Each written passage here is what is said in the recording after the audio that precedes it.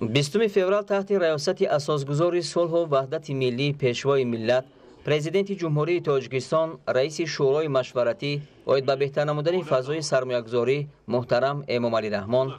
ҷаласаи 19-уми шӯро баргузор гардид. ضمن بررسی مسائل جلسه پیشوای ملت محترم امامعلی رحمان وابسته به عملی‌سازی تدبیرها در سمت وسیع استفاده بردن اقتدارهای انرژتیکی در ساحه‌های گوناگون اقتصادیات جمهوری با شریکان تجارتی جمهوری و کشورهای منطقه، بهترشوی موقع کشور در ارزیابی حسابات پیشبرد صاحبکاری، تهیه سند معیاری و حقوقی آید به ترغیب ارزیابی ثمراناکی امتیازهای موجوده، تقویت بخشیدن بر روند جاری نمودن تکنولوژی‌های پیشقدم اطلاعاتی در فعالیت مقامات دولتی و موثرگردانی خدمت‌رسانی و تنظیم دولتی صاحبکاری و دیگر مسائل‌ها ابراز نظر نمودند. اوید به مسئله یکم روزنامه جلسه رفت اجرای قرارهای شورای مشورتی، گزارش کاتب مسئول شورا، رئیس کمیته دولتی سرمایه‌گذاری و اداره اموال دولتی جمهوری تاجیکستان همرلیزاده فروخ شنیده شد.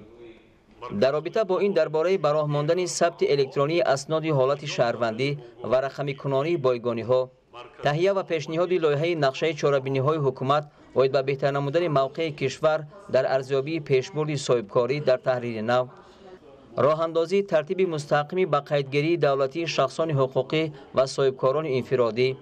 پرداخت باج دولتی برای به قیدگیری دولتی سوبیکت‌های صاحبکاری و اندازها در نظام آنلاین با استفاده از کارت ملی، ویزا و ماسترکارت، فعال گردیدن سیستم الکترونی فهرست یگانه دولتی عهدهداری‌های گروی برای به قیدگیری گروه‌های مال و ملک منقول و قبول بسته قانون‌ها در دایره اصلاحات نظام سازش‌های تأمین شده،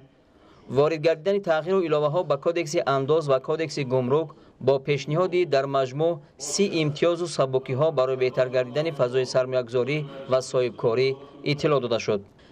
طبق بند دویم روزنامه معرفی وزیر مالیه جمهوری تاجیکستان فیض‌الدین قهارزاده باید به نتیجه‌های تحلیل مسائل‌های نظام اندازبندی و گمرکی و ثمراناکی امتیازهای پیشنهاد شونده پیشنهاد گردید.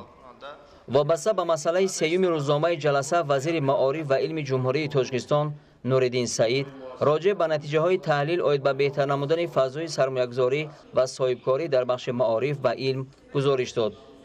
باید به مسئله نهایی روزنامه جلسه کاتب مسئول شورا رئیس کمیته دولتی سرمایه‌گذاری و اداره اموال دولتی جمهوری تاجیکستان فروخ همرلیزاده برآمد کرده مسائل تحلیل رشد کلاستری در ساحه آگرو صنعتی، بهتر نمودن فضای سرمایه‌گذاری و بخش تکنولوژی‌های اطلاعاتی و تلکومونیکاسیونی را برای بررسی به جلسه‌های آینده پیشنهاد نمود که آن از جانب اعضای شورا جانبداری گردید. در بررسی و محاکمه مسائل روزنامه جلسه اینچنین وزیر عدلیه رستم شاهمراد، راهبر نمایندگی برنامه رشد سازمان ملل متحد در جمهوری تاجیکستان پراتیپ مهتا، راهبر نمایندگی بانک جهانی در تاجیکستان رئیس شورای هماهنگسازی رشد یان پیتر آلترز، نماینده خزینه کودکان سازمان ملل متحد در تاجیکستان لوچیانو کالستینی، اعضای شورای مشورتی از بخش خصوصی دیرکتور اجرایی اتفاق هنرمندان تاجیکستان نگینا اکرامووا، اعضای شورای مشورتی از بخش خصوصی دیرکتور جمعیت دارای مسئولیت محدود به همتا اسلام‌الدین حکیموف،